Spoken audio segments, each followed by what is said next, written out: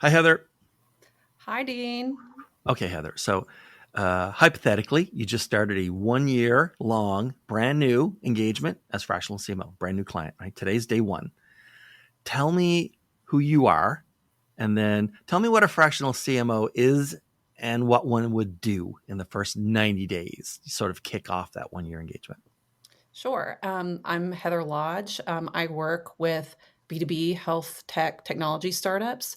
That industry's gone from having investors throw money their way to, needing to get their marketing really dialed in so they can attract new investors and to scale. So to help them do that, Right. I help them grow their customer base, increase their revenue, and build a solid foundation to continue to grow and scale. I often find when I talk to folks that fractional CMO means a lot of things to a lot of people, but honestly, it's really simple. It's your outsourced head of marketing, your outsourced marketing leader. Think of it in that way. In the simplest way, when to think about it is we are the single person that is accountable for all of your marketing outcomes, and we do that by building, mentoring, and leading the marketing team all marching in the same direction. And for me, my number one goal when I come into any engagement is to remove that marketing workload from a busy startup founder's shoulders so they can really Right. focus on running and growing the business, attracting investors, doing the things that they need to do to move the needle. So when I come in, I usually spend about 2 weeks or so getting to know all the key players on the team, the history of the business, auditing the materials, what worked in the past, what are the opportunities where they can grow. And then from there, I just start to draft what I call their die on the hill marketing strategy. That is 90 days out, focusing on really just like one or two campaigns to start, keeping it really simple. 1 to 2 campaigns are going to make the biggest impact for them based on the goals that they have. And then I spend that next 60 days following that executing on that strategy we've put in place. That includes leading the team day to day or helping them hire that team if they have gaps there and need additional tacticians to execute, and just Right. making sure we're together every single day on daily stand-ups, weekly calls, whatever that looks like, so that the team's really just whipped into shape, every running like a tight ship, and everybody knows exactly what we're driving towards and what we're doing. All right. What's the fractional part? So we're there on just a few hours a week. Hmm. But the nice part about that is a lot of full-time CMOs spend a lot of their 40-hour plus work week in meetings and Yeah. doing things that sometimes they shouldn't be doing. But when you hire a fractional CMO, they have limited hours for you per week, so we spend that time really laser focused on things that are going to move the needle forward. So there's no wasted budget, there's no wasted time.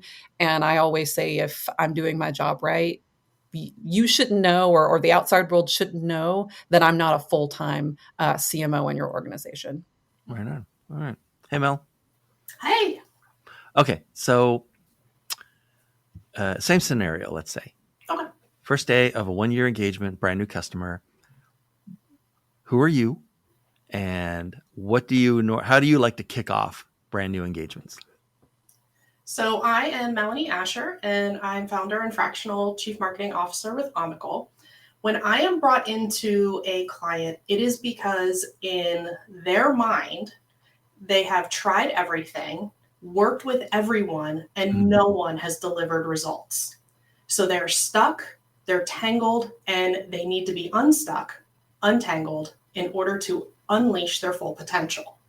They usually have a single thing that they're obsessing over.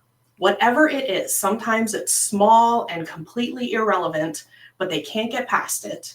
Other times, they're wasting thousands upon thousands of dollars in advertising to get zero in return. Right. Regardless of what their initial pain point is, that's what I start with. That eases the stress. That opens them up to seeing that not every marketing professional or marketing outsource company is bad. and they can see and get results. That's where I start. I ease that initial pressure, and then we go into identifying why they're actually stuck, why they're actually tangled up and unable to achieve results. And much like what Heather had said, if a fractional chief marketing officer is doing their job correctly, I will function as if I am internal, but the outside world will never know I'm actually external. Okay, no, that's good. Okay, so let's switch a little bit perspective wise. I'm the client's CEO. All right, I probably had to get someone to agree, a board, investors, myself. Right, I had to get someone to agree to put aside enough money to bring in a fractional CMO for a year. Right, I mean it's not an insignificant spend for most of us. So I'm the CEO. I'm looking at this money I've allocated. I brought in the CMO. How am I getting the maximum value? How am I squeezing every penny of value from that 1 year engagement with that money? That is a great question. And in my experience, there's two different ways to look at it. One is simply by the numbers. And to that, I always say numbers never lie, but they also don't tell the whole truth. You need to know what the numbers mean and how it's relevant to the actual company goals. So in working with my clients, I start with what are your company goals? Are you looking to be bought out in 5 years? Are you going for your next series of funding? Are you looking to grow organically? Until I have those answers, and until we have those conversations of what that means and those metrics that we need in order to track that progress, we can't develop an effective marketing strategy that gives you any version of metrics that aren't simply monitoring vanity metrics. So that's where I start, and that's what's going to help you accomplish your goal, because those are the bigger things that you're focusing on. Okay, Heather, let's switch the question around a tiny bit. How does a company that's put aside the money and brought in a fractional CMO, how do they end up wasting the money? What do they do that they shouldn't have done or keep doing? Or what did they not do? And so there's money sort of or value left on the table. That's a really great question. I think the thing that really ends up wasting a lot of time and money is when the CEO brings on a fractional chief marketing officer and they kind of just view them as any other contract employee. Mm-hmm. For the CEO to get the best value from a fractional CMO, they really need to have a tight and strong relationship with that fractional CMO, build off of mutual trust, and to really make sure the fractional CMO has a seat at that top leadership table and they're seen as that true partner. I actually just read, Dean, a article that McKinsey put out on this exact topic, and it was, if their study found that when there's a really good relationship between the CEO and the CMO, and they're really tightly aligned on what marketing's role is on shaping the growth strategy, there's a really high correlation to the company performance. I think the article stated that CEOs who put marketing at the top or a core piece, let's say, of their growth strategy are 2 times as likely to see a greater than average annual revenue growth, which is huge. So I think CEOs need to lean in to this partnership mentality, engage the CMO more deeply on things, bring them into key meetings, share sales projections, the challenges. If you're going after a new vertical, bring them into that conversation. The sooner, the better. That kind of thing. And truly, I think the key thing too is, as a CEO, you have to truly at your core believe that marketing can bring results and is a value to the organization. If you have this, you're outwardly hiring a fractional CMO, but have this inward belief that marketing is just fluffy or frou-frou and all of that, you're not going to take that relationship as seriously as maybe you could. So just really, truly bring that champion for that fractional CMO and having that tight relationship. Okay, so we'll stick with me being the CEO for a second because I'm fancy. So I'm still the CEO, and I'm looking at something else, right? Which is that I've got a marketing team in place. Obviously don't have marketing leadership. I may or may not even have marketing management, but there's some people in marketing in my company, right? It could be quite junior. Looking at them and having a fractional CMO in their orbit for a year, like how's that marketing team going to be different or better at let's say at the end of 12 months than what they look like today on your day one? Heather. I think that the biggest benefit that a fractional CMO brings is making sure everyone is on the same page. I can't tell you how many organizations that I've either worked with or worked for, and the CEO is looking at one set of metrics, the marketing team's looking at a different set of metrics, and there's this misalignment between what goals marketing is really accountable to and responsible for driving. So making sure everybody is aligned between leadership, or the CEO and marketing. And then from there, it's the CMO's job to make sure the team is clear on what those metrics are. Also, by the end of the year, there should be improvement in removing bottlenecks. There's always bottlenecks in every organization that you go to, so making sure that you identify those early on, and as part of the strategy you're moving forward, campaigns and doing those things, and that's all great, but at the end of the day, if you still have bottlenecks, it's going to make it harder for the team to move faster and be more agile and do the things that they need to do. And then finally, it's making sure that the right people are in the right seats within the marketing team, and truly bringing out their strengths. I actually had a founder I was speaking with, and he said, "Well, how do I message this to the marketing team so they don't feel like you're coming in to take their jobs?" And I said, "Well, I'm not there to take their job, for one. For two, it's a reframing. I'm here to be their advocate and make sure that they're in the right spot within the marketing team to do their best work, and they have somebody that can speak their language, that can give them mentorship and what they need to be successful." So it's really a support system and operationalizing things that they may not have operationalized before. No, that makes sense. Mel, what do you think? How does the marketing department going to be different at the end of a year with a fractional CMO around compared to the year when there was no fractional CMO around? What's going to change or improve? This is one of the big reasons why I'm brought in is companies often will hire cheap, whether it be outsource or hire more junior employees to help save on the costs of marketing. And I totally understand that. It makes sense. Spend what you need to spend and don't waste money. All on board with that.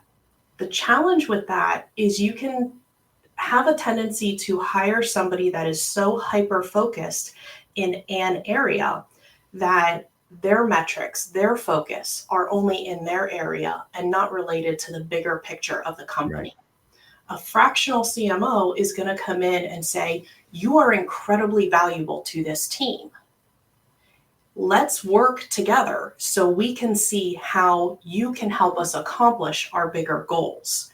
And we can leverage your skill set to accomplish our goals better and faster." Now, in that, sometimes it's the right team, whether it be external, internal, sometimes it's the right fit, sometimes it's not.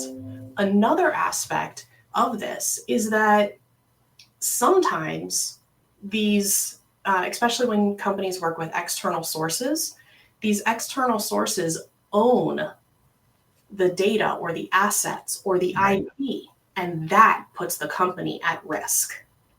And that is a key area where, I'm sorry, it's not a right fit. If a company doesn't own its own data, if a company doesn't own its own IP, it's putting itself at risk. It's not going to get the funding that it needs, and it's not going to be able to sell for as high of a value as what they would like. I've once had a client tell me that I'm a value enhancer when it comes to selling companies, because I make sure that the company owns its IP to make it more valuable when it comes time to sell. Yeah, makes sense. Okay, so let's switch perspectives again then, okay? So your mom comes to you, Mel, and she says, "Hey, My friend's daughter, son, graduated from college and just started as a full time employee at a company. They're the most junior person on the marketing team. And that company just brought in a fractional CMO. I think you told me once that's what you do for a living. And so, because, she's not paying attention, your mom. And she says, "Hey, would you talk to like this young person just starting out in marketing and give them some advice? They're going to have this CMO around for a year. Can you give them some what advice would you give?" I've actually been in this situation. It wasn't the mother that brought it in. The one that your mom forgot what you do for a living, or the one where someone junior is the one with the junior. Okay, fair enough. It was a longtime friend, and they had reached out and they're like, my daughter just graduated and has a new marketing degree and is just starting out. Can you help and guide? And so, yes, I've actually been in this situation, and the advice that I had given to this young woman was to be open to learning what you don't think you're going to learn. Be willing to try what you don't think you can do.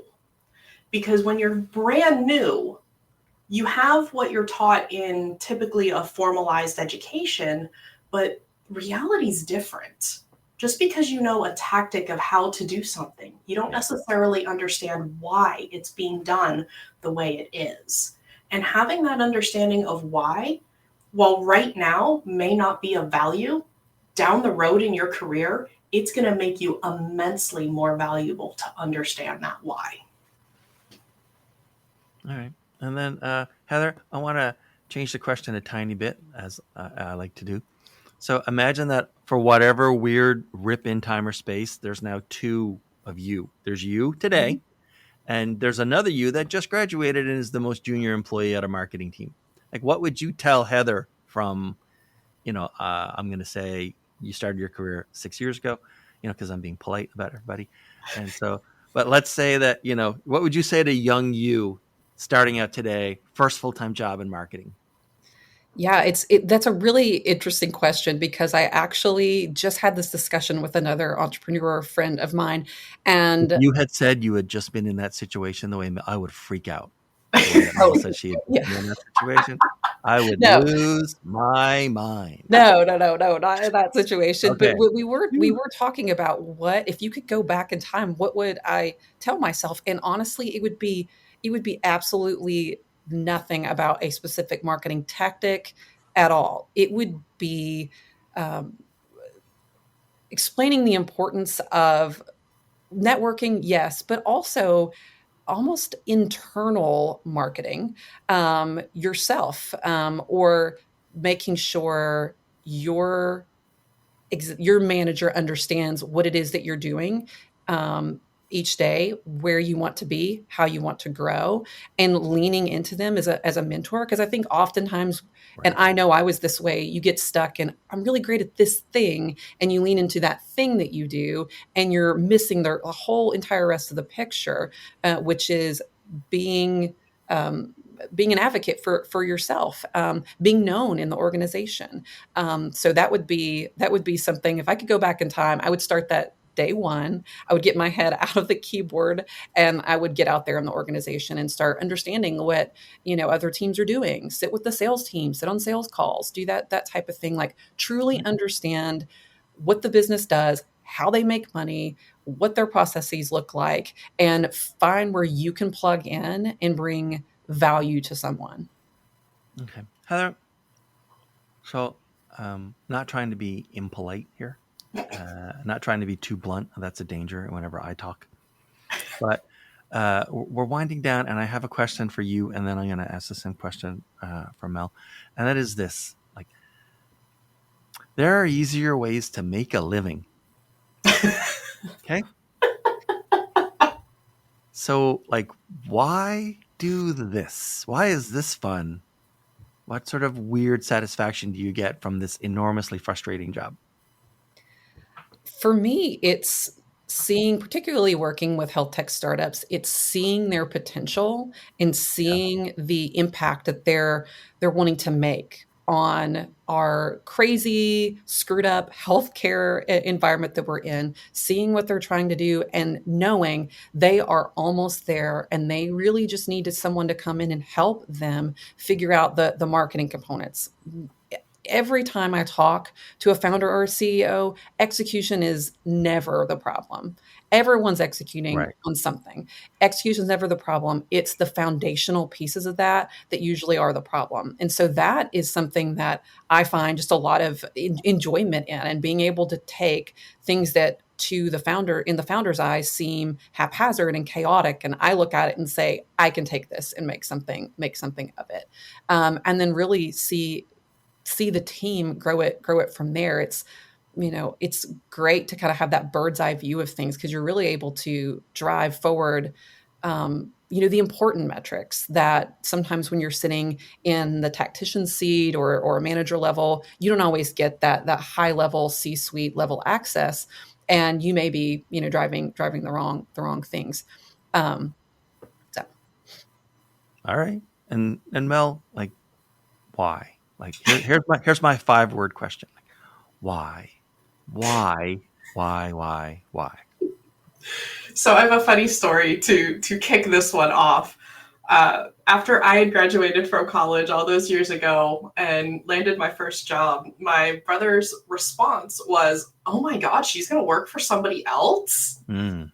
And at the time, I was kind of insulted. I'm like, "What? Does he think I'm not capable of working?"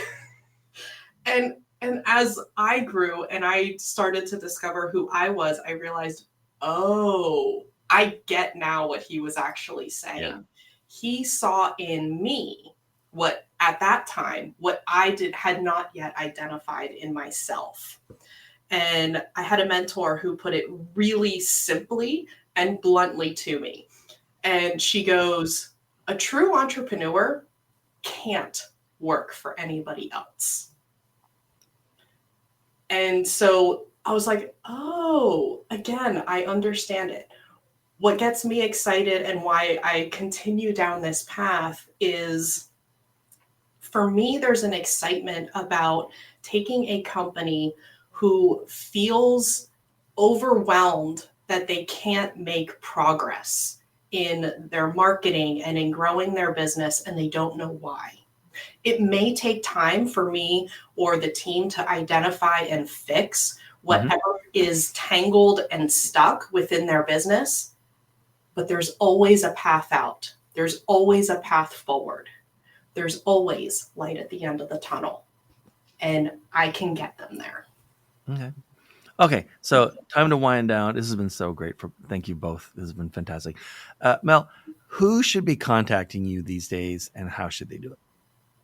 For me, it is CEOs and COOs. Occasionally, it is a chief revenue officer who brings me in, but typically it's the CEOs and the COOs.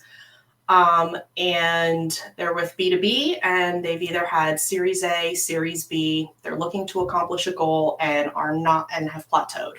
So they are a great fit for me. All right. And they should go to your website on screen? Yes. That's the best way? Yep. Thank you. Okay.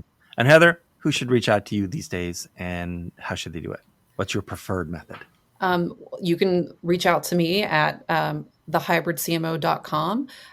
You can also email me, Heather at thehybridcmo.com, or you can find me on LinkedIn. I'm pretty easy to find online. And I work a lot with founders and CEOs of early stage health tech startups that want to do a couple things. They want to hand off the marketing duties, so because they're doing it all, so they can focus on the rest of their duties, or they've raised a round of funding and now they're looking to, we have this influx of money. Now, what do we do with it? How do we scale this? So that's kind of my sweet spot is those early stage health tech companies, helping them make an impact, build that foundation, and figure out how they scale it. Cool. All right. Well, thanks, Mel. Thanks, Heather, very much. This has been great. And I almost got freaked out in that like relative timeline thing. So that's good. Good job, Heather. I'm not usually like, what did she just say? So that's well done. Thanks for watching. You're probably watching this in a clip, not a full episode, but full episodes exist on YouTube. You should go find them. And other than that, thank you. This is episode 71. And